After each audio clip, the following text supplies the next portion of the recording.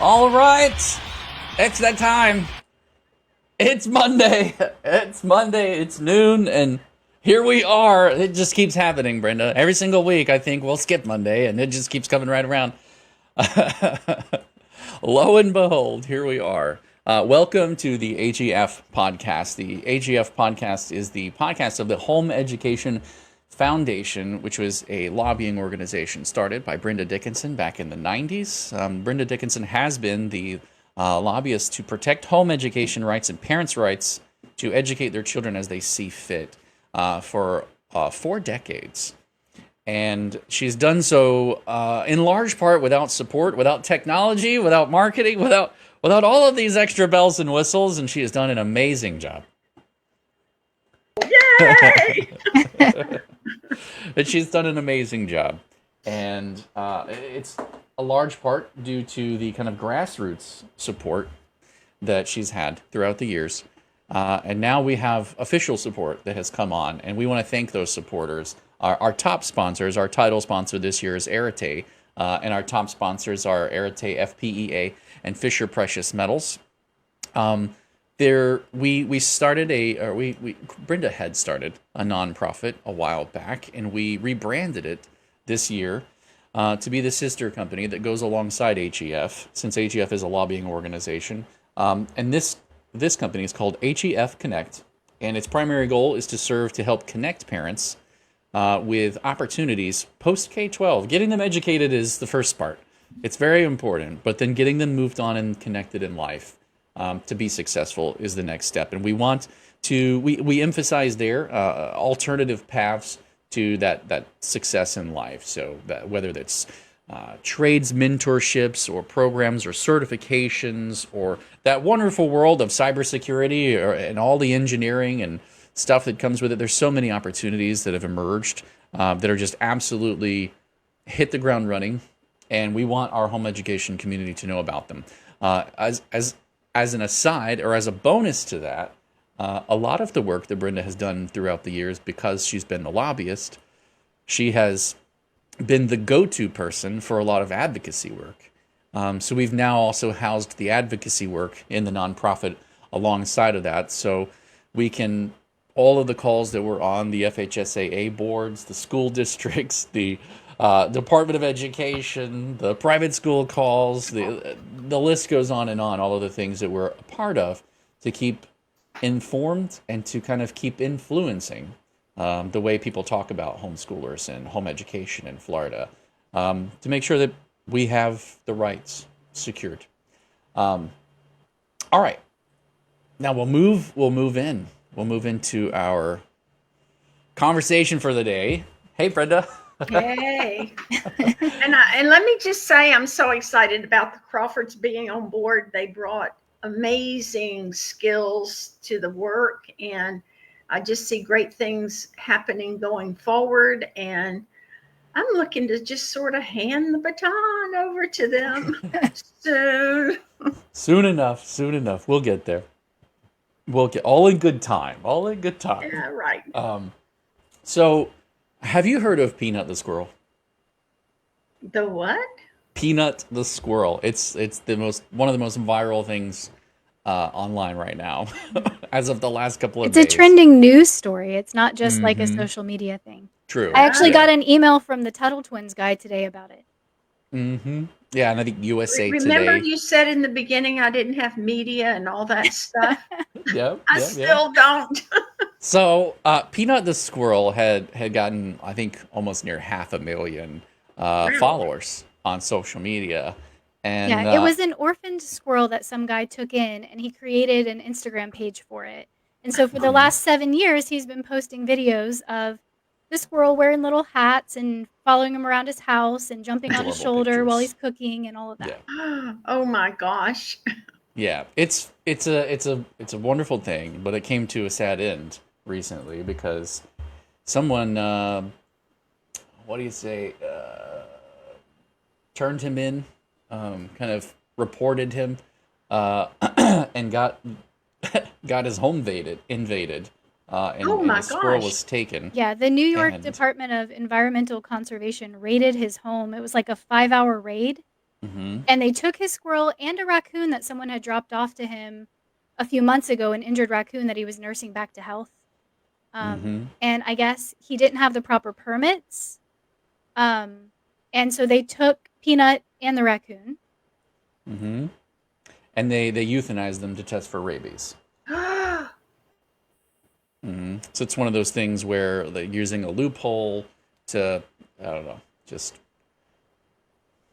I don't know where it started. I don't know why it ended up the way that it is. We're still kind of watching the story unfold, but There's been it a has. lot of chatter about it because of Mm-hmm. what it symbolizes about overregulation and government Sure, overreach. sure. Yeah, I've actually got Twitter up. You can't see this, but everyone who's watching us can. I have Twitter up, and like there's one person on social media, the very first thing is, I feel so sorry for this guy. The government came and took his squirrel Peanut, which he's owned for 7 years, and another raccoon, and euthanized them both for no apparent reason. This is what this person's saying. Yeah. Peanut was the mascot for his animal nonprofit and had a social media following of over 500 million. Yeah, and from And what then, I've seen, this guy was working to get Peanut certified as an educational animal because he was doing a lot of like animal outreach, like educational things with the hmm squirrel. yeah. Wow. And then just post after post after post of like some of the cute things and how sad everyone is, and everyone who's commenting is essentially saying like what an overreach this is and what a sign of overreach this is. And I just thought it was a good kind of way to start our conversation today, because that ultimately is what we're all concerned about, right? That ultimately is why I decided to join you as a home education lobbyist to protect parents' rights. There's a lot of good ideas that senators and legislators, representatives have. They get elected to represent their people, and then they go, "Oh, I've got to do right by them," and they have these great ideas. But sometimes we end up with bad laws or poorly written laws. We'd have more if we didn't have a lobbyist. That's I know we very would. true. You've told me so many stories about the good idea law of how to protect children from abuse. It started as a healthcare bill that was going to protect nursing home. What do you call them? I'm sorry, I'm blanking. The people who live there, they live in the home. Residents? Residents, thank you, from abuse. And then they extrapolated out. Okay, well, where are other places that abusers land or hide? And home education ended up being one of those. And they wanted to make parents register that and be background checked that they didn't have an abuse record To before be they were given ever permission to homeschool. right before they were ever even allowed to have permission to homeschool, and that would have ended homeschooling as a whole, because as I understand it, it's not a high priority, and they don't get the department in charge of that doesn't get through all of their they have this goal list, and they don't get through their whole list, and then every year they have to kind of restart back over and triage that list. And seeing as that's way down on the list, we probably would have lost homeschooling at that point if it wasn't for you. So things like that are very important. And a lot of people keep asking us when they call or when they email us, they ask, well, what are you guys working on? What is important to you? And I thought it would be good to go ahead and share that list. At least the high level stuff, getting into the nitty gritty of in the weeds of specific wording and things like that. We're not going to do in this particular video, because we'll save that for another time. Some of that also changes based off of what legislators introduce that they want to do. And then we have to go, okay, good idea, let's pivot and offer up an alternative recommendation. So we don't always get to just start with our wording. So instead of doing that, we'll just go high level, dive in, but then people will know. So this is our dream out loud. This is our our vision, if you will. These aren't promises. It's just information about what we're focused on and what our aims are. So keep that in mind. Contract language for PEP students and the school districts to work with the SFOs. We're really, Brenda, you actually saw this coming, and we have been on so many calls with districts to try to get. There are parents who are like, well, I had this class and I was taking that, and my kid still wants to be able to take it, but then they say they don't work with PEP students, and it's like, okay, well, they do and they have to, but they don't have a contract for how to get paid with the SFOs, and some of them have started to work it out. I think I talked to Step Up for Students, and last time that I checked, there was 4, maybe 5 districts in the state that were figuring it out. And from what I understand, the rest of them are kind of dragging their feet to watch and see, what these come up with and how well it works, and then kind of copy what they do. So hopefully we'll see more of that get onboarded. But you identified this really early, that there's nothing that compels them to make those contracts, get in there, get set up, and be available to be able to be used. Do you want to add anything to that? No, just let me just clarify, because we're kind of talking down the road that the PEP students have the same rights as home education students. However, the problem is that the home education students register with the school district. The PEP students register with the SFOs. So there's a disconnect with the SFO and the school district, because there's no requirement for the SFOs and the school districts to have a contract for the PEP students to pay the school districts. And the school districts have never taken outside money before. They only get their money through the legislative process, and it's all state money that comes to them. So it's outside of their wheel. And I've talked to assistant superintendents, and they said, well, we just don't know how to do that. And I said, well, you're required to do it. Well, we're not required, because there's a may in the law. They may serve. And so, we brought this to the attention twice. This is the second year going into the legislature, and we kept getting, well, we'll work it out. We'll put pressure on the superintendent's association. So, sometimes you just have to wait, and a few kids miss out, and it's sad, and we're sorry, but we don't make the laws. And if they prefer to try to work things out behind the scenes, sometimes that works, and sometimes there's resistance. And we all know that superintendents typically are not favorable toward home education students, because they see them as leaving their system and taking their money with them.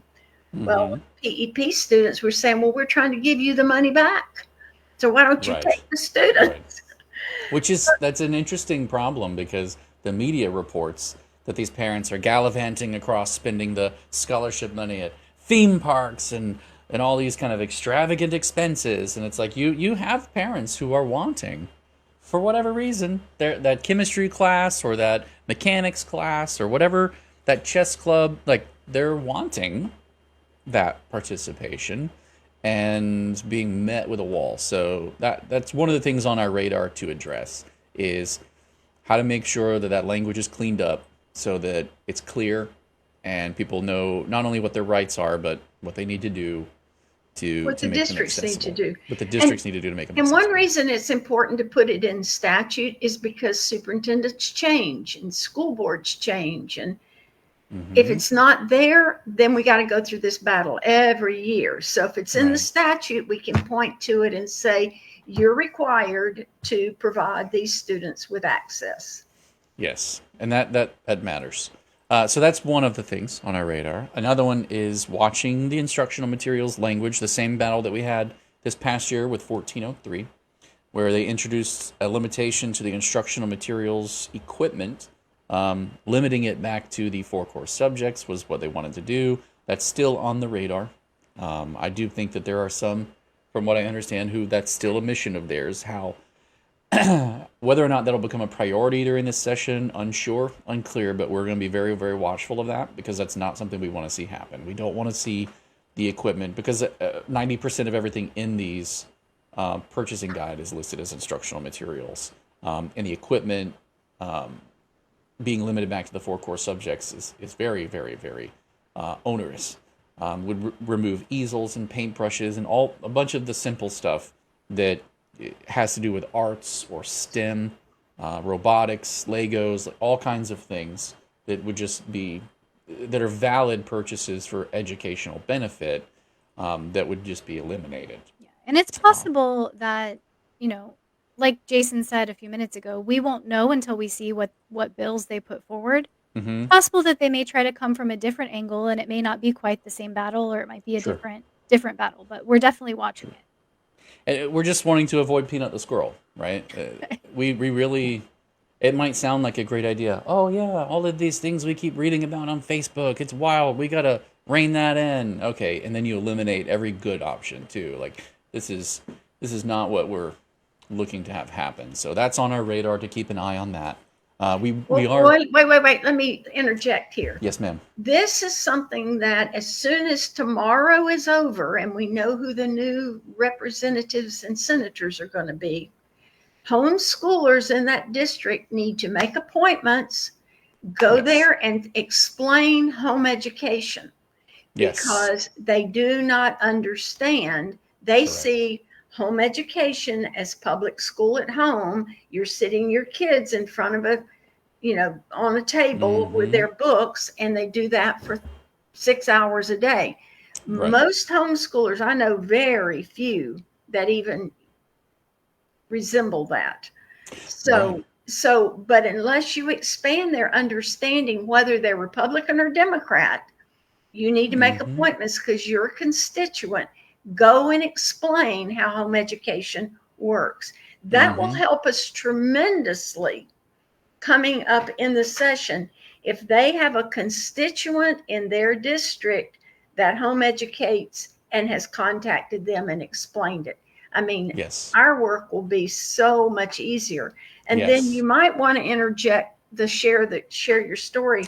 I was going to say that. Yeah. I pulled it up while you were That talking. aligns It's actually on perfectly the with screen. that, Yeah. Absolutely. If you get a chance while you're in the vein of that thought and you're there on that thought train, take out your camera and make a couple of statements on your camera, less than 60 seconds, something that could end up being a YouTube reel or a TikTok reel or something to that effect.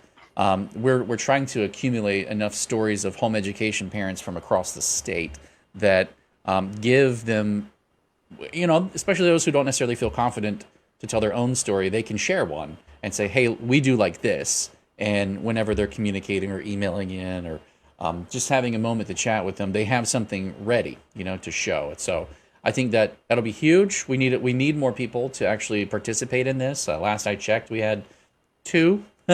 So, and we've been on this for months. So if one of those your stories? No, not yet. I haven't made mine yet. I'm going to. But if you're one of those people who's thinking about it, and you think, well, probably a lot of people are, they're not. We need your stories. Like, we need you to send them in to us, and we thank you for that participation. So don't assume anybody else is doing it. We need you. I want you. While we're on this topic, since we are approaching legislative season yet again, can you hear me? Yes. Okay. While we're on this topic, we do need parents who are willing to come speak if we need a voice. So if you haven't hopped into the forum and kind of familiarized yourself with it, please do that. Join the forum, because we'll be putting out calls, I'm sure, as needs arise for parents who have certain experiences. So it's not always going to be parents who just have PEP. We might need parents who have kids who are especially involved in certain activities or whatever. Yes. So you can come speak about Yes. what affects your family. That's correct. So please just, if you haven't already joined the forum, do that now so you'll get the notifications as we're posting stuff this upcoming legislative season. Yep. And right after the election, they'll need a few days to breathe. But I think that I haven't looked it up, but I think their first meetings are November, the week of, I have to look at what the week starts with. I think it's November the 19th, 18th and 19th. I think they're up here for committee meetings. So that window between election and committee meetings is a perfect time to make an appointment. They will have more time than they will if you wait till later on. Now, January and February will be committee meetings. They Mm-hmm. won't be as involved as when we get to session, but that's when all the bills are going to be presented Yep. to, filed and get scheduled, whether they're going to be heard or not. So Yeah. it's vitally important that you act as soon as possible. Yes. Invite Yeah. them to the various group activities that you have, like a home Yes. education A co-op. instructional program, Mm-hmm. so they can see what goes on. Yes. We've won a lot of people over by them being exposed to home education and seeing what parents are really doing. It changes their Yes. mind. Yeah. And I And that's just, really the goal of the Tell Your Story project, is that visual, being able to see it, give it a small encapsulation, let them see it, and then make it accessible. That's huge. yeah, Go I ahead, just Crystal. wanted, yeah, I just wanted to add, I know that a lot of homeschooling families are hesitant to invite others into what they're doing or Mm-hmm. to put it out there what they're doing. But I think that that's part of what makes this fight so difficult is that it is a big unknown to the legislators. So I know not everyone is going to be comfortable inviting a senator to attend your homeschool group or whatever, but if you can do that, if you really can get involved and let them see what you're doing, the image that they have in their mind for what home education is most likely not what you're actually doing. And they need to see what it is you're actually doing. They need to see the richness of the home education community in your area. They need to see the cool things you're doing with your kids. That makes such a big difference. Yeah, I Um, think that's really important. I don't want to scare people away by saying you have to do all of that in a video. Don't overthink it. I have a breakdown for blocking if you need the help with that, but it's very simple. Why do you do it? What impact have you seen it have on your children? And then just show us some of what And that your looks like. family. yeah. That's it. I Yeah. wasn't just talking about the video. I Oh, was referring more to Brenda's point of like, yes. invite them to an event you're having or something. Oh, true, true, true. Yeah, Yeah. sorry. I think a lot of people are probably hesitant to do that because they're Mm-hmm. afraid of, well, what if they see it and don't approve of it and then suddenly we've drawn this scrutiny. But I think It doesn't matter because we still have the we right. still have the rights, and I also think that the majority of home education families in Florida are doing awesome things Yeah. that the Absolutely. legislators just don't know about. Yes. Well, no, but you hear about the egg on face moments, Of right? course, you hear Because all the that's what goes negatives, yeah. viral. Like Peanut the squirrel, that's what goes viral. So those negative moments are easier to share and gasp at and go, oh my goodness, look at this. All right, so back to our list. I don't want to get too far down the rabbit hole. All of that's important. No, but I think this is important because very parents important. the legislators are people. They Yes. just decided they wanted to make a difference. And so they're not Yes. getting rich. Let me say that. True. Most of the time, they really are servants. And they're generally pretty open to their constituents. So, we've had them back in the early days because we didn't have technology and homeschooling was so new. We would invite them to our house for dinner, and we didn't live in a palace.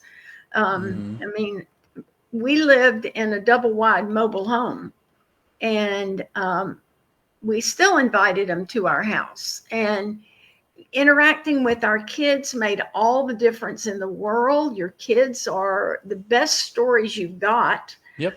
And they sway the thoughts because now you're dealing with real people.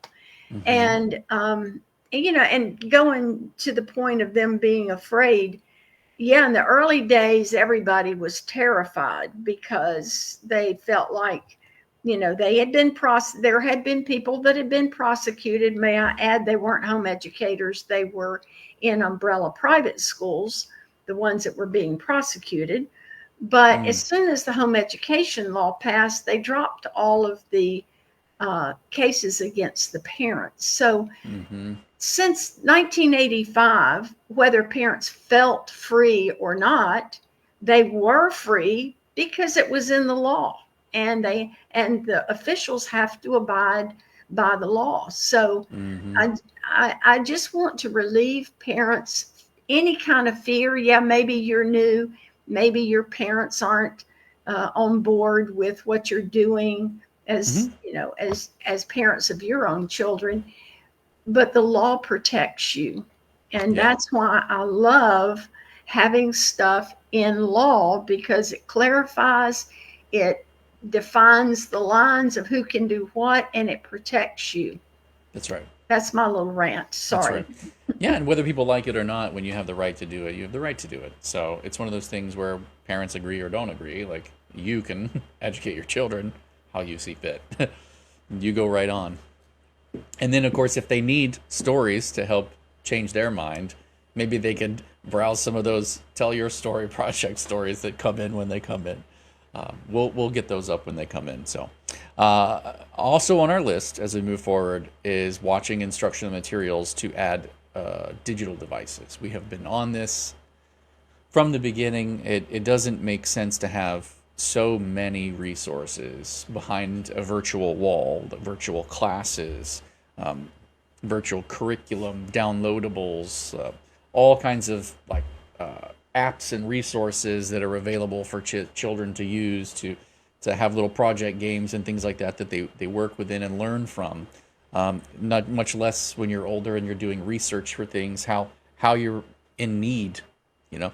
When's the last time you went to the library for the Dewey Decimal System and you didn't go look something up, you know, online to find those resources more readily available? So it's hamstringing those who can't afford to have the digital devices that the scholarship would help provide that for them. Well, And not then, only that, if you've got several children, you need multiple computers. So it yeah, doesn't make sense to have one computer in the house. When a parent is not working outside of the home, bringing in additional income, hmm, their resources are limited. yeah, and they pay their taxes, so they True. they should be able to participate back. That's on our radar. Digital devices. It has been for a while, but I just want people to know that. There's other things that are more nuanced and more nitty gritty that we're kind of like looking at because they're important. But the payment date for renewal PEP students, um, it, we would like for it to mirror the UA scholarship to be able to be streamlined so that they can get their money. So August 1st is the date we're looking at for that rather than September. Just so renewals, you know, lather, rinse, repeat, they're in there. They should be able to get going with their year and move them right along. And then all the different dates being different, I know from my conversations with the SFOs that that makes it more difficult for them to manage everything. So having things similar does make it easy to streamline. Not that they're trying to make UA and PEP merge into one thing, they're separate. But enough of it that can mirror it as possible is good in terms of making sure they can deliver. There's so many people who are stuck waiting for reimbursements, and there's many things that happen behind the scenes. People are unaware of what is the hiccup, like what is the block. So things like that are. There's also another one that is an issue. The tutoring, the language in there right now requires the SFOs to vet every single individual tutor versus being like, say you have a company that hires tutors. They're not allowed to vet the company, and the company is kind of like processes and go, okay, cool, you have the right processes in place. You're approved as a vendor, and your tutors are. So rather than being able to do it in a streamlined way like that, they then have to turn around after these have been vetted by the companies and hired. The SFOs have to go and do their own individual vetting every single time for every single tutor. And it's just cumbersome. Yeah, And it so it putting the burden, makes it really cumbersome from parents too, because they're now yes. having to go to a company like, one of the like a franchise that does tutoring Hmm. and ask for all the resume and credentials and educational background of the employees that work at the place. So it's Hmm. just a lot of extra paperwork because of that little requirement in statute that the SFOs are Hmm. having to adhere to. So, So stuff like that is what we'd like to see cleaned up. There's been a lot of talk with home education instructional programs and micro schools and how, well, what's one, what's the other, and we've had lots of conversations behind the scenes about what the nature of them are, how they're different from each other, what are some of the similarities, what are some of the differences, what does it look like, etc. And so we're looking to have the original definition that we had for home education instructional programs accepted in statute, and we're also hoping that micro schools will find a place to fit so that these parents will be able to direct their children to all of the approved options for them. Let's see. There's an issue with, do you want to talk about the athletics one that we're working on? Yeah, it's been a problem in the past because in the statute that deals with the athletic participation for home education students in the FHSAA, we got great laws. We had that they can participate at public, private, parochial, any school, and that they can participate in one that is in controlled open enrollment. However, the controlled open enrollment statute, as it's being implemented in the public school, really makes no sense, because a home education student is not going to take up a seat, as they are assigning seats through whatever process they use. Some of them it's a lottery. They use different things in different districts. But there are two problems here. Is one, there's no exception for a home education student to participate at a school, even if it isn't at capacity. They say that you can't choose a school that's already at capacity. Well, those students aren't taking up a seat, because the limitation on seats is only for the core courses. Well, and originally, didn't you say that the limitation on seats, when originally that was decided to be put over there, that wasn't in place? Correct. The constitutional amendment came in after that. And so some of these changes that have come on to kind of add these additional barricades or just updated those laws have then been interpreted to be restrictive. Right. Even though a home education student doesn't take up a seat. Right. So that's one problem. And then, so the other problem with that is the date by which the student has to show an interest, because parents aren't thinking about baseball the previous year. And so a lot of those districts have their applications for controlled open enrollment positions set in April, so they can do their stuff. But a home education student isn't even thinking about it till the following year. Right. So if they hold over the summer, I want to play baseball this year or whatever. Right. So, but open enrollment happened months ago. So right. You missed and your shot. They're past the date. So it's a catch-22. Right. Because the FHSAA portion of the law in 1006.15 says they have to apply before the beginning of the sports season, not the beginning of the open enrollment season, which happens to be way ahead in time to that last date. So it's confusing to parents, and they're trying to follow all the rules, and there are a lot of rules, but we need to clarify that. Yeah, because there are some just ways where casually parents are falling through the cracks that they don't necessarily know about, and the school districts are like, well, that happened months ago, and this is the situation of it now. And it's like, well, why can't my kid just play? Okay. They have the right to. And it's like, yeah, you missed all the parts. It's like, okay, cool. So we want to clear up some of that and try to make it cleaner and more accessible, because the right is there. We just want to make sure that the language makes it accessible in a way where it's not unnecessarily restrictive. So that kind of is the gist of the list. With a little bit of time that we have left, I do want to switch gears a little bit. I've been seeing a conversation kind of pop up on Facebook about the scholarships and an interpretation of some of the language that was there, and how 1403, HB 1403, which was introduced, made it so that you can't switch from one scholarship to the other.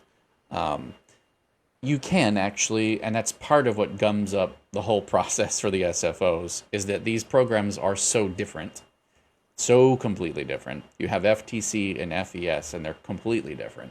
And when a parent decides they want to switch from one to the other, it does Program. create, from one program to the other, it does create a litany of issues. But I wanted to go back through the language because there's some issues of the language. So here's what HB 1403, if you're looking for it, it's on flsenate.gov, Session Bill 2024-1403. You can find the filed text and the enrolled text. And what I do is I pull it up, and in the abstract up here,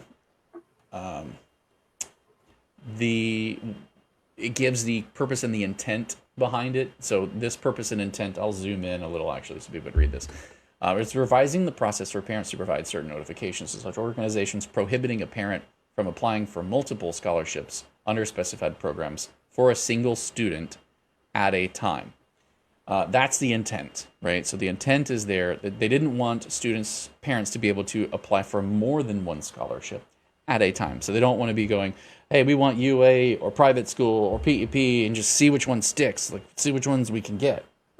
There's different processes and vetting for the FES UA scholarship, which is for children with unique abilities or disabilities, and there are different diagnoses or paperwork that's required, and sometimes the parents don't have that yet, and they're in the process of getting that, and they still need aid. So what they'll often do is, while they're getting that prepared, they'll apply for PEP to try to get a scholarship, and then when all of their paperwork comes in and they've gotten it, they try to switch from PEP to FES UA. That is something that you can do. So this is the abstract. This isn't the language. I want to go down to the language part where this was actually introduced and put in place. I had it. Here it is. A parent may not apply. This is the underlined language here is the language that was sought to be added in the bill to statute once it became enrolled. A parent may not apply for multiple scholarships under this section and section 1002.395 for an additional student at the same time. So then when we go over to the actual statutes, and now that it is here and it's enrolled. For an individual student at the same time. What did I say? Additional student. Yeah, for an individual student. Where did it go? There it is. It's right here. A parent may not apply for multiple scholarships under this section and statute 1002.394 for an individual student at the same time. So this is not saying that you cannot switch from one to the other. It's saying that you cannot apply for multiple scholarships at the same time. So it's a very important distinction. I think there's a lot of misinformation that's going around. I do not want to see parents limited in their options by poor information that's being circulated. So just as a clarification, you've seen it. It's on screen. This was the language, the intent, the bill, and now the statute where that language is found and what your options are. Brenda, do you want to add anything to that?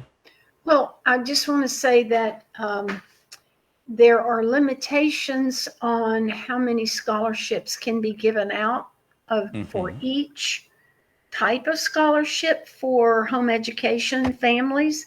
The EOs are unlimited. If you want to go to a private school and you can find one that has an opening, you're guaranteed a scholarship. But for the UA and the PEP, the legislature has designated a certain amount that can be given each year. And so if you're taking up application in a PEP and at the UA for your one child, it's knocking other people out. And then they come back later when you make up your mind, which of course is not statute, you can do it. But if you had applied for PEP and then went to UA, you gave up a slot. So another family can get that slot. But by the time you decide on the one, then it may be September, October. So a family may have gone back. You know, it just complicates the whole system is my point. And it isn't the law, and it isn't the scholarship funding organization, whether it's Step Up or AAA, that's causing the problem. The parents causing the problem, and it's causing problems for everybody involved because the DOE has to figure out how many students are eligible for UA and all the other scholarship, whether they're enrolled in the school district because they can't be enrolled in both. Then they send the money out once they get it from the Department of Revenue. I mean, it's a very complicated process to get the money to the scholarship funding organization. So when you say, well, I haven't been reimbursed for, they've got all these deadlines and processes that they have to go through to actually get their hands on the money. So please, parents, don't complicate it. Yeah, and I just I'm want not to encouraging switching back and forth by any stretch of the imagination, but Crystal, do you want to elaborate a little bit without talking about who or anything like that? Well, first, I just wanted to add that the SFOs do have a process in place for the switching, and it requires though that you decline whatever scholarship you currently have, and then tell them you want to be essentially switched over to the application process for the other scholarship. So, say halfway through the year your child gets a diagnosis, you decide you want to switch to UA. There's a form on Step Up that Step Up will send you where you will decline PEP and ask them to switch you to UA, and they'll have to see if there's still slots open for that. And so some parents have decided just to wait until the next year because they don't want to risk losing one scholarship and then not getting a slot in the other. But there is a process in place for that. And there is an allowance made, like there is the ability to do that switch, but there's a process for it. Rather than applying for both at the same time because the statute prevents that. But what we encountered was somebody insisting that by allowing that process, the SFOs are actually breaking the law. And by we, I mean not me particularly, but someone was in a conversation with a person who was just adamant that the SFOs are breaking the law by allowing parents to switch, and they cited the statute as their argument for that, but then could refuse to show exactly where in the statute it said that. They basically said that we didn't know how to read the statutes because the statutes prevent that, and the SFOs are breaking the law. So I want to issue an encouragement and a challenge to parents. There's a lot of information available online, and it's difficult sometimes to weed through it all and find what's accurate. And I encourage you to keep sources that are accurate and eliminate sources that are inaccurate, because they're going to, sometimes it's fear, and fear travels fast, and then it may be inaccurate. So I would very much encourage you that if you're in a group that delivers poor information or inaccurate information, that you find a source that delivers accurate information more regularly. Yeah, I just want to add to that point. If you see something that is stirring up fear, but it's generic or doesn't cite a specific reference or proof, ask for the proof, ask for the reference, and if they're unwilling or unable to provide it, that's a good red flag that they may not be an accurate source. Because for us, if you ask, we will point you to the statute. Yes. I will tell you this. I'm a book, chapter, and verse kind of guy when it comes to the Bible, and I feel the same way about statutes. I want to see it to believe it. And if you're looking for a place where you can find accurate information, and you ever have, I'll let you know when I'm wrong, and I'll read it and reread it, and I'll let you know when you're wrong. Yeah, and we'll let you know if there's something. But we'll come with receipts and information and links. If there's something unclear, like nuance in how it can be read, we'll admit that too, because there have been statutes that were like, we're not sure this does what they wanted it to do, or like we weren't even sure. And we often pitch things around behind the scenes to attorneys to read and get feedback for us. And hey, are we reading this correctly? And does this say this? And does that say that? And how does this work? When it came to dual enrollment, Denise Campbell actually has a question about dual enrollment. When it came to the dual enrollment issue that we were working through with private colleges and dual enrollment and PEP, et cetera, 6 different sections of statute. Is that what it ended up being, Brenda? That we had to basically take them and then pull them up side by side and like read them. next to each other to that make sense of this one references that one here, and then that one does this there, and like, okay, so here's how this is read. Great, this is what that means. And and we batted that around for almost hours. 2 hours at one sitting.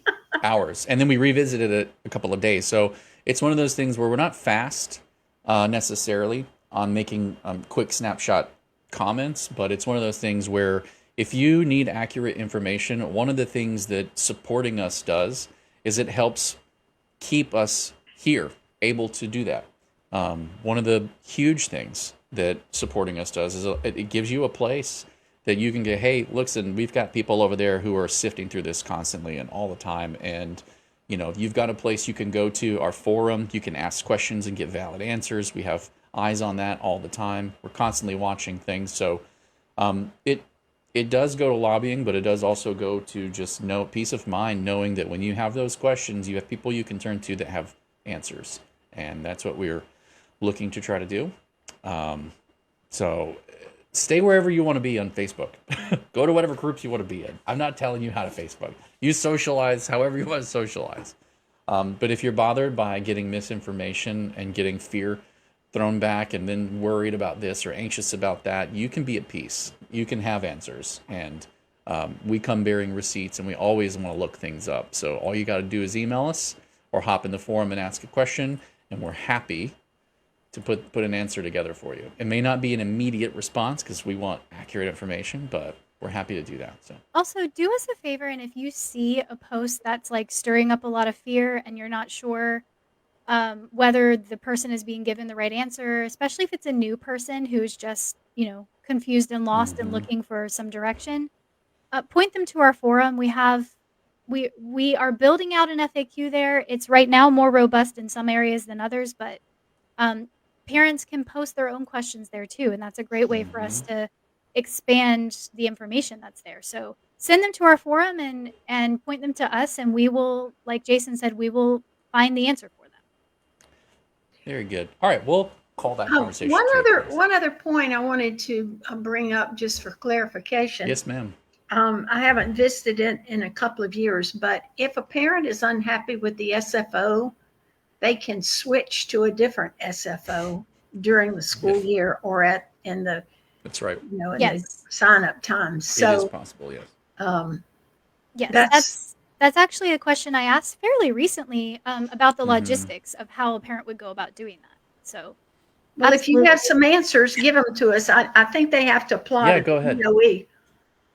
Yeah, they have to. I believe what I was told. I'll have to look back at my messages, but I believe what I was told is that they would need to initiate the process with their existing SFO and tell them that they're wanting to switch, and then that SFO is supposed to contact the other SFO to arrange the transfer of the funds and all of that. So, but there is a process that is supposed to be in place for that. Yeah, so you're not stuck if you're unhappy with the way that your SFO is handling things. That's correct. All right, so Denise Campbell did ask a question about dual enrollment. We'll switch gears a little bit. She says, what about dual enrollment with private colleges? Are there issues with clarification for the new change? Currently struggling with private college and tuition due for dual enrollment classes this semester. Denise, I can't remember if your name was one of the ones that came in. I'm better with faces. I struggle with names, but I can't remember if you're one of the ones we were actually already working with or not. But what is the parent's name? Denise Campbell. That name sounds very familiar. Yes, it's like I feel like it's been in one of our email chains. Yeah.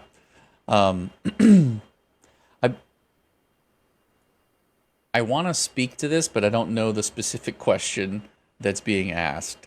Just the generic, what about dual enrollment with private colleges? And I don't want to wax for the next 30 minutes because we only have like 8 minutes left. So okay, let me jump in here. Yeah.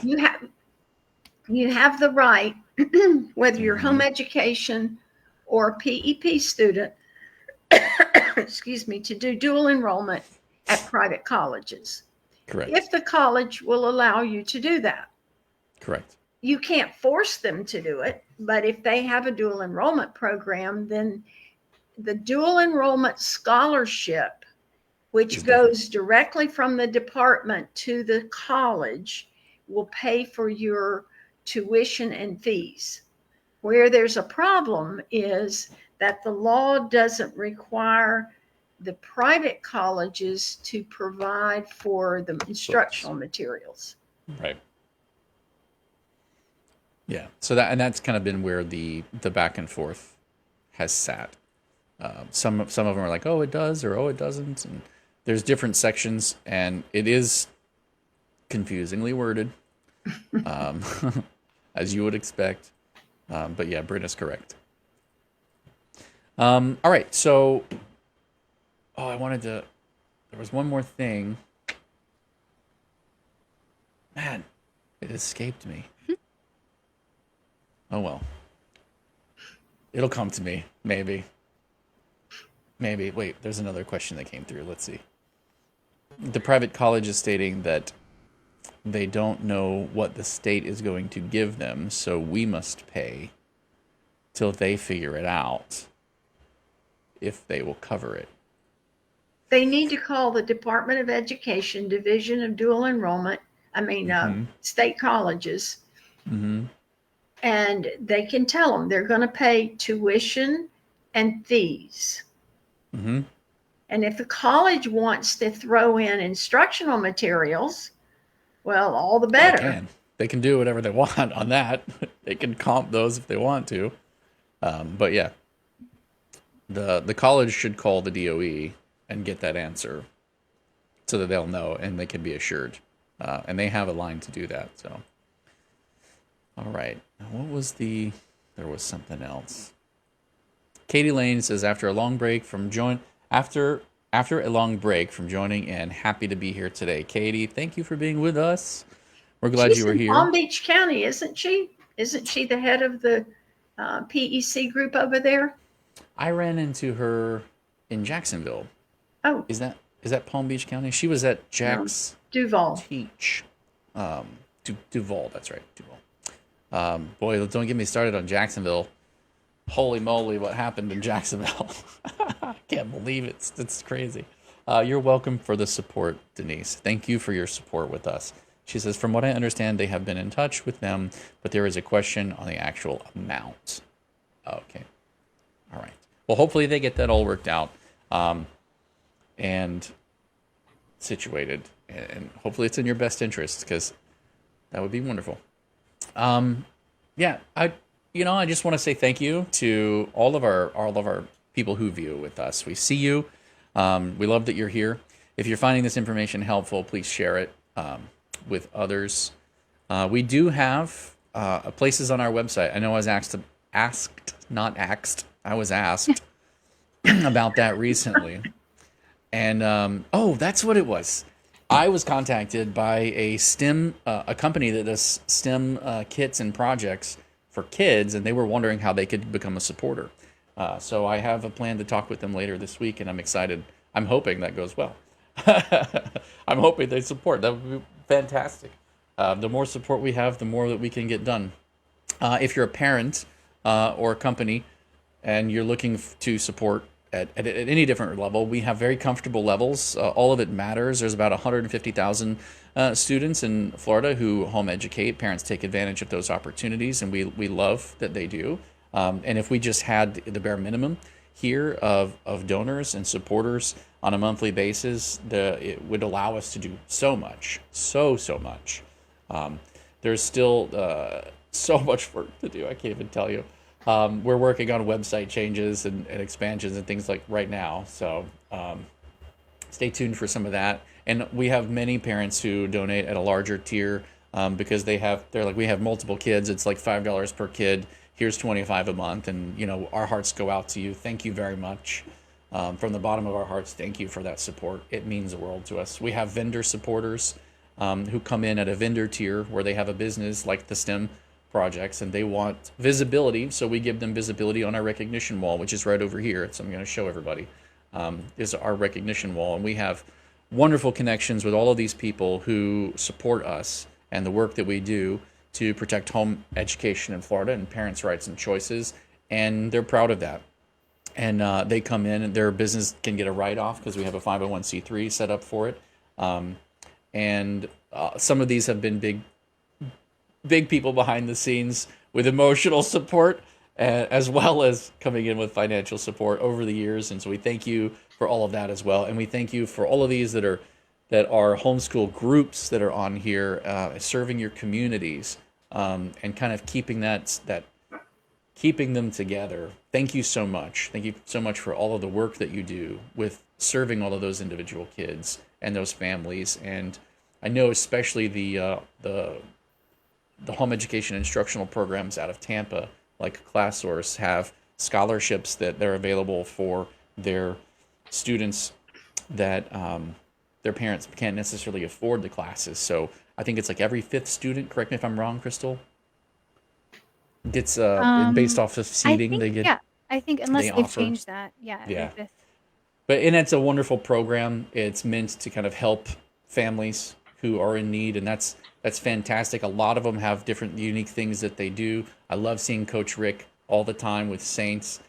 He's one of the first that was on here. There is no order to these in terms of who we love more or who we love less. It's just chronological. We love them all. We love them all.